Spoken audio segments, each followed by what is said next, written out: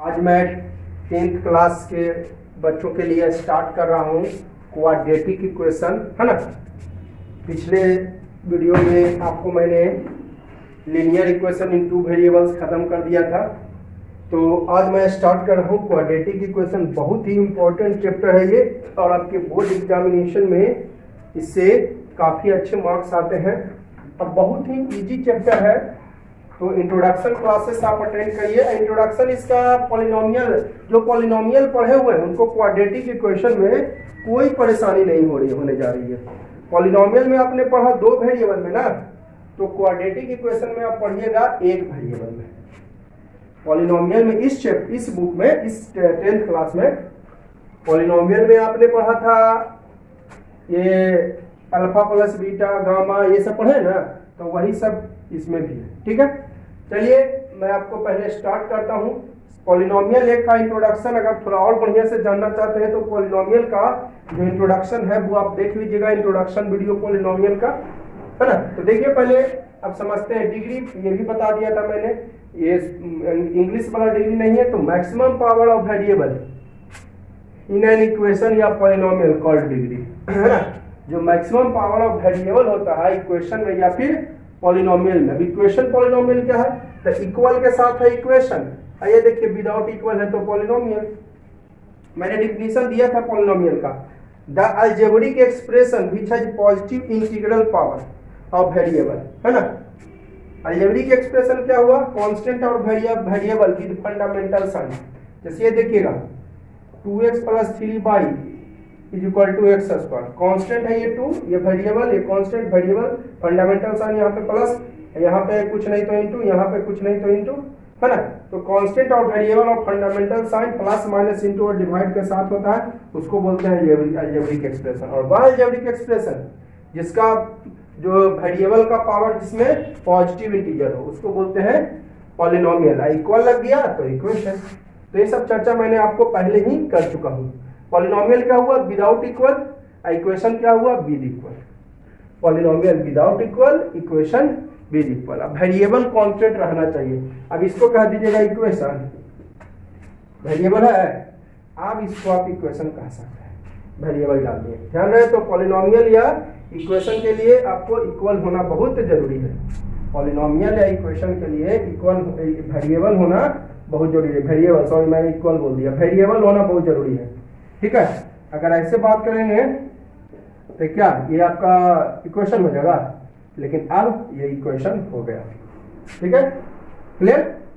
चलिए आगे बढ़ते हैं। तो डिग्री होता है maximum power of variable in an equation या polynomial called degree. Maximum power, जो वेरिएबल का मैक्सिमम पावर है उसको बोलते हैं, वेरिएबल मतलब x y z जिसका वैल्यू चेंज होता रहता है। ये से देखिए, ये पॉलिनोमियल हुआ, इसमें मैक्सिमम पावर ऑफ वेरिएबल 2 है। ये देखिए, ये आपका इक्वेशन हो गया, इक्वल डाल दिया ना, इक्वल 0 हो, 2 हो, 3 हो, कुछ भी हो, equal. Maximum power of variable 3 है तो डिग्री हो गया 3। इसमें मैक्सिमम पावर ऑफ वेरिएबल 2 है, डिग्री 2। अब देखिए मैंने लिखा भी दिया कि फॉर अ पॉलिनोमियल या इक्वेशन के लिए degree always should be positive integer. Polynomial के लिए या फिर इक्वेशन के लिए डिग्री हमेशा पॉजिटिव इंटीजर होना चाहिए। पॉलिनोमियल के लिए या इक्वेशन के लिए degree always should be positive integer. Degree जो है हमेशा पॉजिटिव इंटीजर होना चाहिए। ठीक है, क्वाड्रेटिक इक्वेशन। अब देखिए डायरेक्ट क्वाड्रेटिक इक्वेशन में आते हैं, है ना। Linear equation, quadratic equation, cubic equation, by quadratic equation, ये सब मैंने पॉलिनोमियल में बता दिया। सब मैं alpha plus beta plus gamma सबका फॉर्मूला प्रूव भी कर दिया हूँ। अल्फा प्लस बीटा होता है -b/, ये प्रूव भी किया हूँ। Alpha plus beta plus gamma भी होता है माइनस, आपको प्रूव किया हूँ मैं, सबको मैंने प्रूव भी कर दिया है पॉलिनोमियल, पॉलिनोमियल में। तो चलिए क्वाड्रेटिक इक्वेशन, तो डिग्री 2 उसको बोलते हैं क्वाड्रेटिक इक्वेशन, है ना। वाई इक्वेशन जिसमें मैक्सिमम पावर ऑफ वेरिएबल 2 हो, यानी डिग्री 2 हो।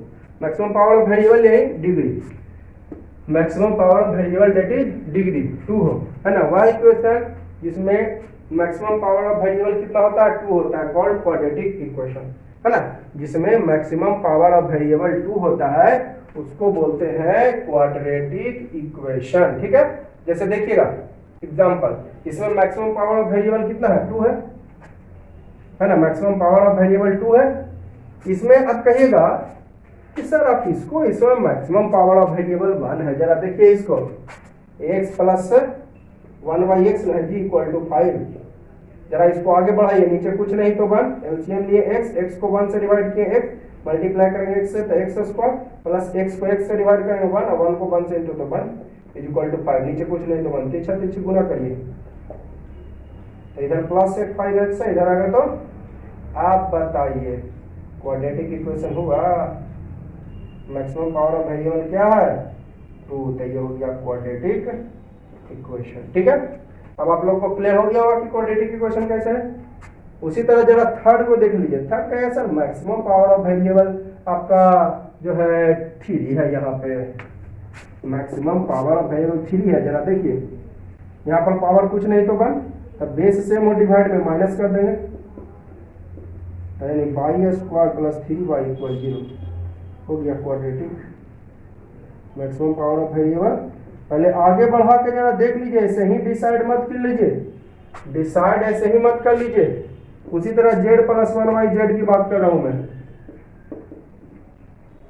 z प्लस 1y z, नीचे कुछ नहीं तो 1 एलसीएम तो लिया तो लास्ट में ऐसे आ जाएगा, नीचे कुछ नहीं तो क्रॉस मल्टीप्लिकेशन कीजिए, z square plus 1 is equal to 0 आ गया क्वाड्रेटिक इक्वेशन। क्लियर है ना। चलिए एक और एग्जांपल इसमें डाल देता हूं, x to the power y to the power -1 plus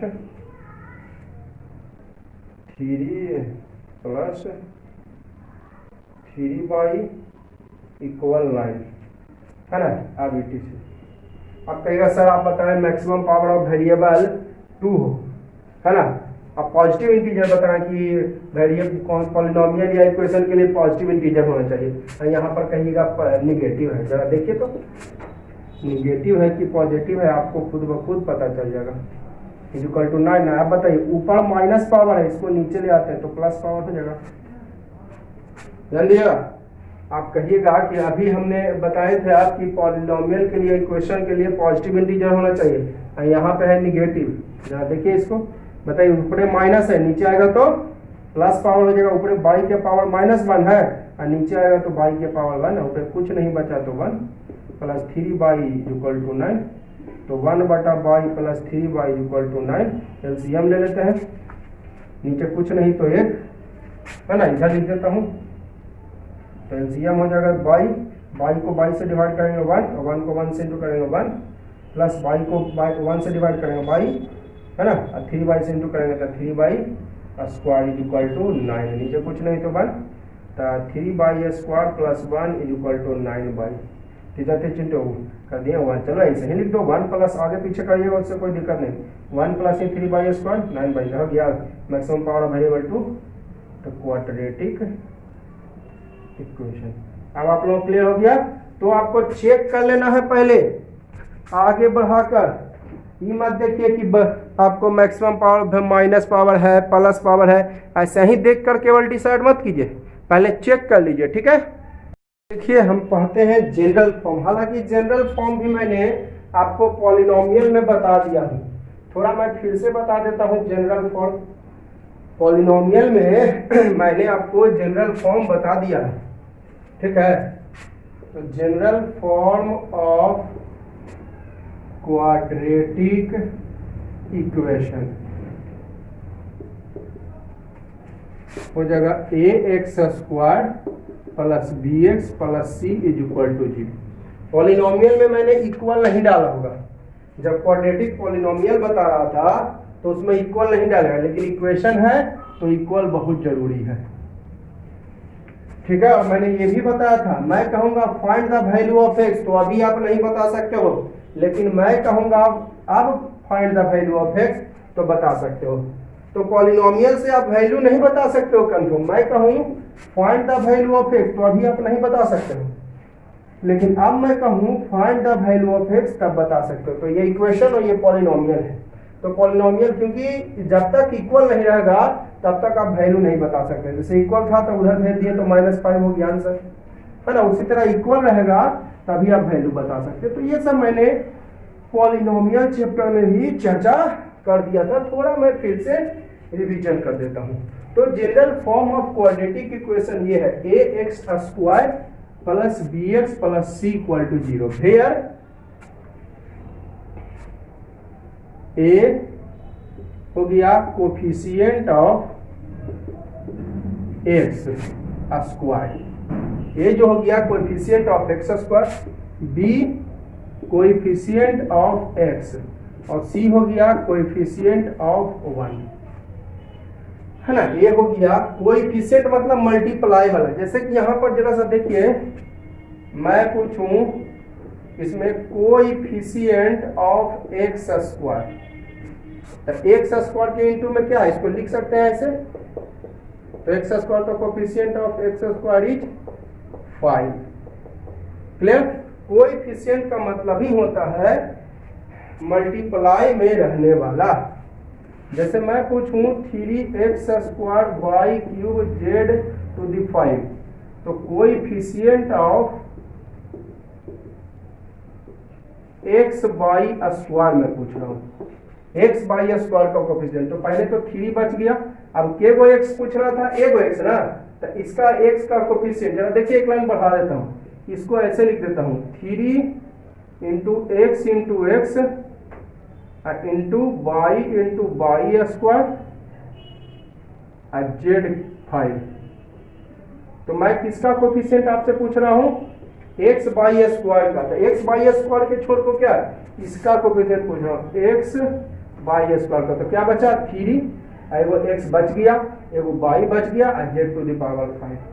ठीक है, तो कोएफिशिएंट आप लोग समझ गए होंगे। मल्टीप्लाई वाला पार्टी, मल्टीप्लाई में रहने वाला होता है कोएफिशिएंट। किसमें रहने वाला, तो मल्टीप्लाई में रहने वाला। तो एक्स बाई स्क्वायर का पूछ रहा था, तो 3 एगो एक्स बच गया, बाई स्क्वायर का एगो बाई बच गया, जेड टू द पावर 5। ठीक है, तो पहले भी मैंने इसकी चर्चा कर चुका हूं। ठीक है, एक्स क्या है, एक्स इज वेरिएबल है, एक्स इज वेरिएबल, है ना। बाई रह सकता है, जरूरी नहीं कि एक्स यहाँ पर है, बाई भी हो सकता है, जेड भी हो सकता है, कुछ भी हो सकता है। ठीक है ना, बाई हो सकती है इसमें, जेड भी हो सकती है। ठीक है, चलिए एग्जाम्पल से क्लियर करता हूं इसको। सिंपल एग्जाम्पल पहले दूंगा।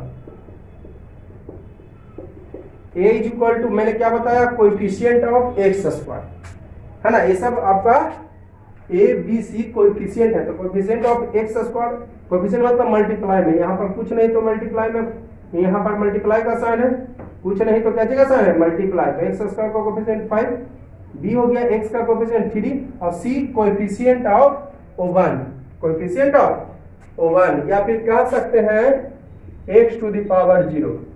एक्स टू द पावर 0 का वैल्यू 1 होता है, मैंने आपको प्रूफ भी किया था। एक्स टू द पावर 0 का वैल्यू 1 होता है, मैंने प्रूफ भी किया था। जरा देखिए, इसको ऐसे लिख सकते हैं आप, 5 माइनस 5, 0 को एक्स लिख दिए जैसे तैस, है ना, और 0 को लिख दिए 5 माइनस 5। आप 3 माइनस 3 लिखो 0 को, कोई दिक्कत नहीं।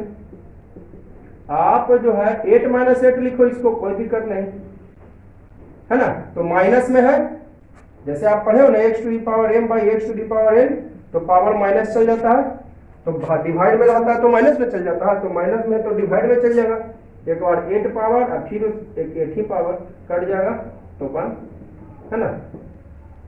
ये मैंने आपको पहले भी बता दिया था, ये प्रूफ करके पहले भी मैंने आपको बता दिया। ठीक है, 0 को लिख सकते 8 minus 8, 3 minus 3, 5 minus 5, 2 minus 2, 9 minus 9, कुछ भी लिखिए। अब बताइए, पावर में है, पढ़े ना जी कि डिवाइड में होता है तो पावर चल जाता है माइनस, डिवाइड में होता है तो पावर चल जाता है माइनस, और इनटू में होता है तो पावर हो जाता है प्लस। तो यहाँ पे बताइए, डिवाइड में है तो पावर माइनस हो गया, तो माइनस है तो उलट के लिख देते हैं, माइनस है तो डिवाइड में, तो माइनस में पावर था तो डिवाइड कर दिए, है ना। एक बार ई पावर, एक बार ई पावर, दोनों पावर सेम है, तो ऊपर भी 8 नीचे भी 8, कट जाएगा तो 1 आ जाएगा, है ना। ठीक है, तो सी कोएफिशिएंट ऑफ 1, तो 1 का कोएफिशिएंट यहाँ पर इनटू में कुछ नहीं तो 1 है ना जी। एक लाइन में बढ़ा देता हूँ इसको। ठीक है, 5 into x square, 3 into x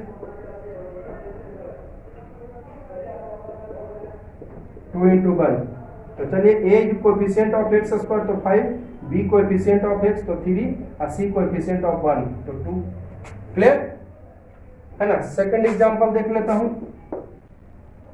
3x square minus 2x minus 3 equal to 0।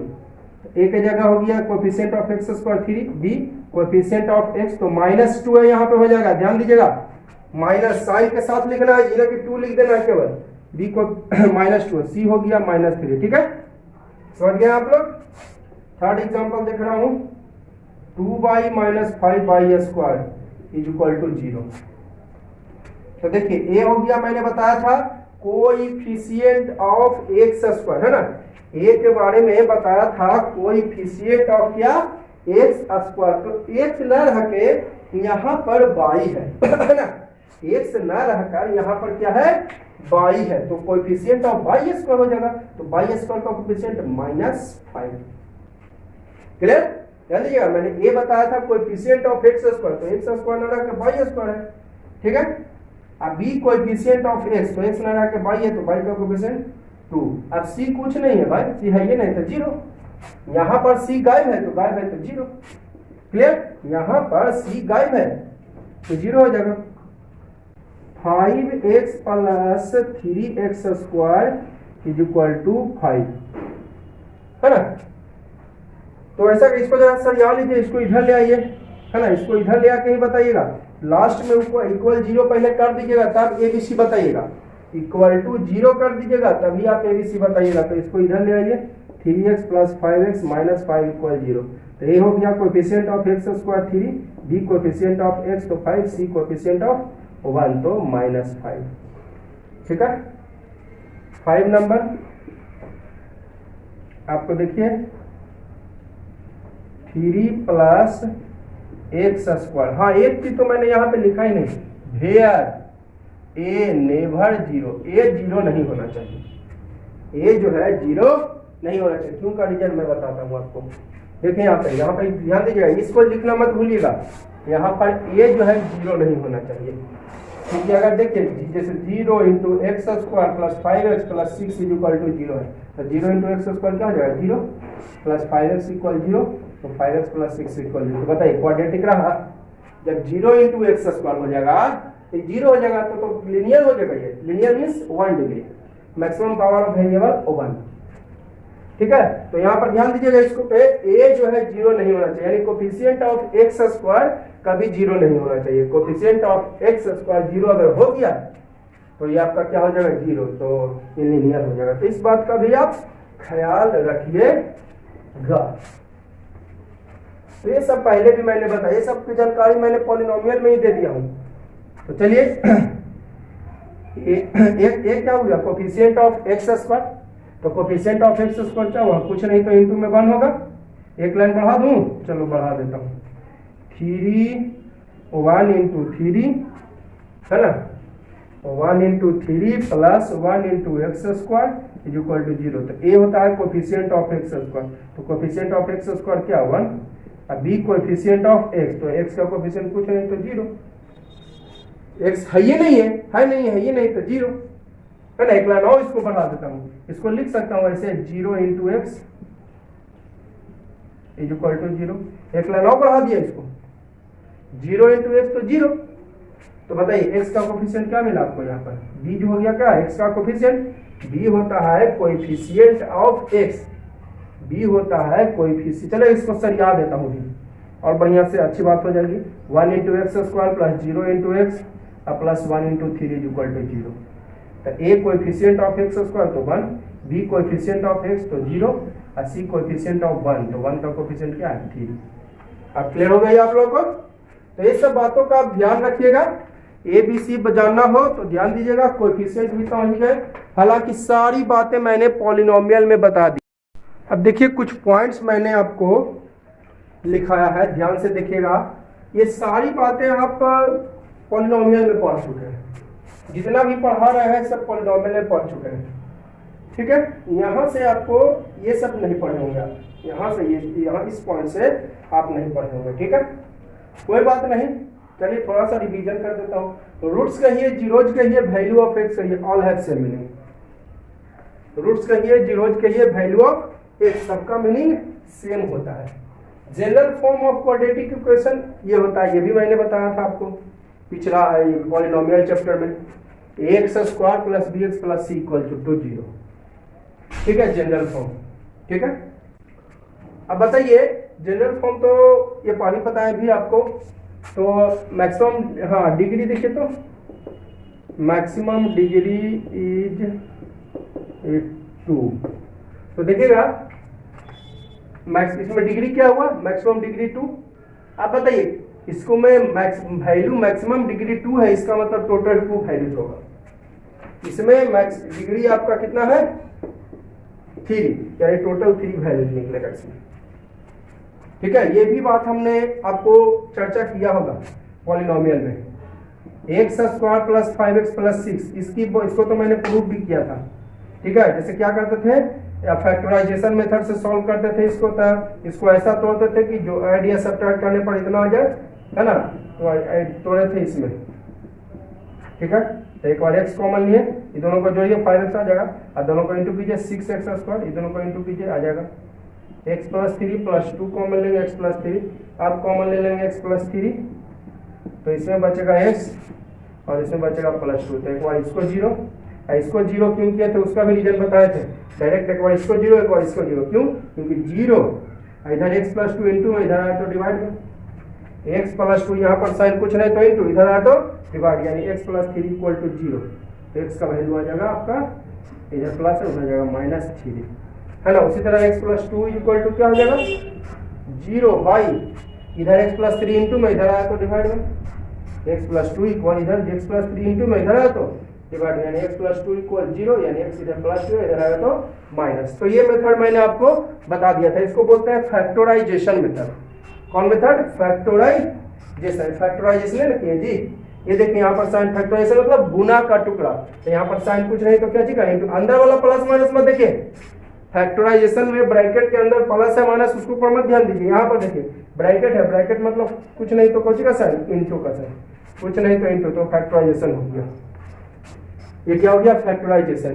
तो मैक्सिमम क्या रूट्स निकला, तो मैक्सिमम रूट्स 2 को निकला है, वो -3 और एक तो -2, मैक्सिमम रूट्स 2 को, -3 और एक तो -2, तो वही लिखे maximum roots is 2 value, total 2 को वैल्यू आएगा रूट्स का क्या वैल्यू, रूट्स या मैक्सिमम जीरोज कहिए, तो जीरोज भी तो वही चीज ना है जी, रूट्स कहिए या जीरोज, तो जीरोज भी 2 value total, maximum value of x भी 2 वैल्यूज, x का भी टोटल कितना वैल्यूज है ना, x का वैल्यू कहिए, जीरोज कहिए, रूट्स कहिए, सबका एक ही मीनिंग होता है, वैल्यू ऑफ x, जीरोज, है ना, रूट्स, सबका वैल्यू मीनिंग एक ही होता है। तो टोटल x का कितना वैल्यू, 2 वैल्यू, यानी टोटल जीरोज भी 2 वैल्यूज, टोटल रूट्स भी 2 वैल्यूज।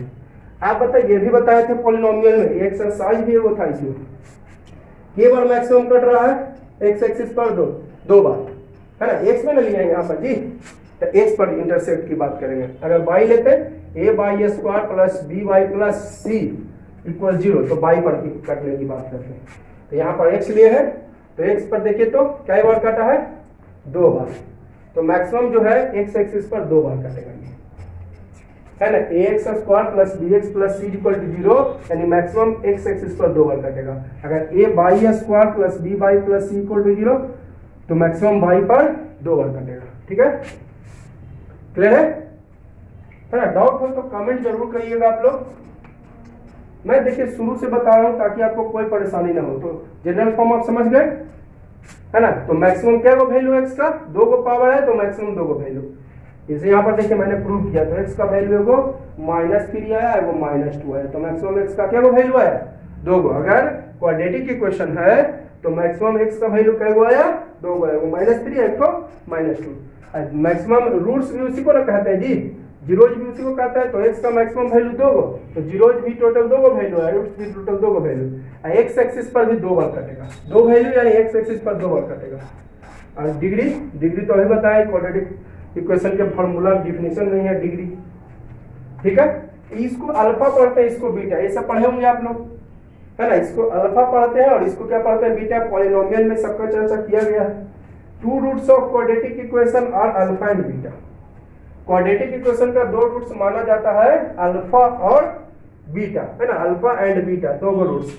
तो दो रूट्स, इसमें एक तो अल्फा हो जाएगा, जैसे x का वैल्यू क्या आया -3 और -2, तो एक हो जाएगा अल्फा -3 तो बीटा -2, है ना। दो गो रूट्स जो है क्या आया, दो रूट्स x का दो गो रूट्स आया -3 और -2, एगो रूट्स हो जाएगा अल्फा और एगो रूट्स हो जाएगा बीटा। क्लियर, एगो अल्फा हो जाएगा और एगो बीटा हो जाएगा। तो दो रूट्स ऑफ क्वाड्रेटिक इक्वेशन होती है अल्फा, मतलब दो गो जो वैल्यू है ना उसी का एक वैल्यू का नाम अल्फा और दूसरे वैल्यू का नाम बीटा। रूट्स का मतलब क्या हुआ, एक वैल्यू देखिए ना, तो रूट्स या वैल्यूज ऑफ एक्स या zero, roots values of x या जीरो, सबका मीनिंग एक होता है, यानी जो दो वैल्यूज आया एक्स का उसमें एक अल्फा हो जाएगा और एक बीटा हो जाएगा। अब देखिए ये यहाँ को पढ़ना है मेन चैप्टर में, यहां से solution of quadratic equation. Solution मतलब वैल्यू ऑफ एक्स, है ना। सॉल्यूशन का मतलब होता है वैल्यू ऑफ एक्स। सॉल्यूशन या solve means values of x. X है तो एक्स, वाई है तो वाई। जैसे यहां पर सॉल्यूशन निकालेंगे तो बताइए एक्स का वैल्यू निकालिएगा कि वाई का, तो वाई का वैल्यू निकलेगा। यहां पर अगर आप सॉल्यूशन निकालिएगा तो solution means value of y, यहां पर सॉल्यूशन निकालिएगा तो वैल्यू ऑफ एक्स। सॉल्यूशन या सॉल्व का मतलब होता है वैल्यू ऑफ एक्स। एक्स है तो एक्स का वैल्यू, लेकिन यहां पर सॉल्यूशन किसका, वाई का होगा। ठीक है, सब छोटी छोटी बातों पर भी गौर कीजिएगा। तो solution of quadratic equation is by 3 ways. 3 तरीका है आपको सॉल्यूशन, 10th में आपने एक तो पढ़ लिया है, बाकी 2 आप इसमें पढ़िएगा। टोटल 3 मेथड है क्वाड्रेटिक इक्वेशन को सॉल्व करने का। टोटल आपका 3 मेथड्स है। पहला मेथड है फैक्टराइजेशन मेथड, तो यही है आपका फैक्टराइजेशन मेथड। ये आपका जो है वो फैक्टराइजेशन मेथड है। ठीक है, ये आपका कौन सा मेथड है, फैक्टराइजेशन मेथड। ठीक है, हाँ तो मैक्सिमम यहाँ पर तो समझ गए होंगे आप लोग। मैक्सिमम के बार कटा है यहाँ पर, देखिए तो 2 बार कटा है, वो पी पर है वो पी क्यू पर, यानी 2 पॉइंट्स पे कटा है मैक्सिमम, यानी क्या वो वैल्यूज, 2 वैल्यूज, है ना। Maximum intersect at x axis at points P and Q, यानी 2 वैल्यू। तो क्लियर हो गया, वो तो पहले ही बता दिए। तो आपको क्वाड्रेटिक इक्वेशन का सॉल्यूशन जो है 3 तरीकों से किया जाता है ना। Solution of quadratic equation is by 3 ways, 3 तरीकों से किया जाता है। पहला तरीका है फैक्टराइजेशन मेथड, दूसरा कंप्लीट स्क्वायर मेथड, है ना। पूर्ण वर्ग विधि भी इसको कहते हैं, इसको गुणनखंड विधि, पूर्ण वर्ग विधि, है ना। द्विघात समीकरण सूत्र विधि इसको बोलते हैं हिंदी में, है ना। गुणनखंड विधि, पूर्ण वर्ग विधि, और इसको बोलते हैं द्विघात समीकरण सूत्र विधि। फैक्टराइजेशन, कंप्लीट स्क्वायर और quadratic formula, quadratic formula method, या इसी को बोलते हैं श्रीधराचार्यन रूल। श्रीधराचार्यन इंडियन थे जी, इंडियन मैथमेटिशियन थे। श्रीधराचार्यन जो है साहब इस मेथड को बताए थे सॉल्व करने का, इसलिए उन्हीं के नाम पे इसका नाम पड़ गया श्रीधराचार्यन रूल। कौन बताए थे, श्रीधराचार्य, इसलिए उन्हीं के नाम पर इसका नाम पड़ गया क्वाड्रेटिक फार्मूला मेथड का श्रीधराचार्यन रूल। इंडियन है, इंडियन थे है नहीं, चले गए इस दुनिया से। तो फैक्टराइजेशन मेथड आपका ये हुआ, ये आपका क्वाड्रेटिक इक्वेशन है, क्वाड्रेटिक इक्वेशन, है ना। क्वाड्रेटिक इक्वेशन है और ये वही आपका फैक्टराइजेशन मेथड है। ये आपका क्वाड्रेटिक इक्वेशन है, कौन मेथड से, इसको फैक्टराइजेशन मेथड से। तो ये तो आप पढ़ चुके हैं, ये वाला मेथड आप पहले ही पढ़ चुके हैं फैक्टराइजेशन मेथड। बाकी 2 बचा कंप्लीट स्क्वायर मेथड और क्वाड्रेटिक फार्मूला मेथड। तो इसको मैं आपको चर्चा करूंगा, है ना, आगे। ठीक है। सबसे पहले मैं ये दोनों मेथड बताने के पहले मैं तीनों मेथड से सॉल्व करूंगा इसको। एक क्वेश्चन मैं उठाऊंगा और तीनों मेथड से सॉल्व करूंगा, तो देखूंगा मैं लास्ट में, देखिएगा कि तीनों मेथड से x का वैल्यू वही आया। जैसे इसी को उठाए फैक्टराइजेशन मेथड से, तो x का वैल्यू -3 और -2 आया। फैक्टराइजेशन मेथड से उठाए तो x का वैल्यू -3 और -2, जिसमें एक अल्फा और एक बीटा होता है ना। तो मैं आपको बताऊंगा, लेकिन उसके पहले मैं आपको ये फॉर्मूला प्रूव करूंगा, है ना। इस फॉर्मूला में क्या कंडीशंस होते हैं, ये फॉर्मूला प्रूव पहले करूंगा, उसके बाद जो है आपको मैं बताऊंगा कि ये तीनों मेथड से निकालने का तरीका। सबसे पहले अगला वीडियो में मैं कंप्लीट स्क्वायर मेथड नहीं बताऊंगा, पहले आपको क्वाड्रेटिक फॉर्मूला मेथड है ये वाला, quadratic formula x equal -b plus minus √d/2a, x equal -b plus minus √d/2a। तो ये वाला बताऊंगा पहले प्रूव करके। यही है क्वाड्रेटिक फॉर्मूला मेथड जो मैंने बताया ना, x equal -b plus minus √d/2a। तो पहले मैं इसको प्रूव करूंगा, ठीक है। पहले मैं इसको प्रूव करूंगा, उसके बाद ही जो है आपको जो है तीनों मेथड से मैं किसी क्वेश्चन को लूंगा, सॉल्व करके देखूंगा, तो तीनों के मेथड से आंसर सेम आया। जैसे कंप्लीट स्क्वायर मेथड्स, ये फैक्टराइजेशन मेथड से बन रहा है, तो x इक्वल टू -3 है और -2 आया।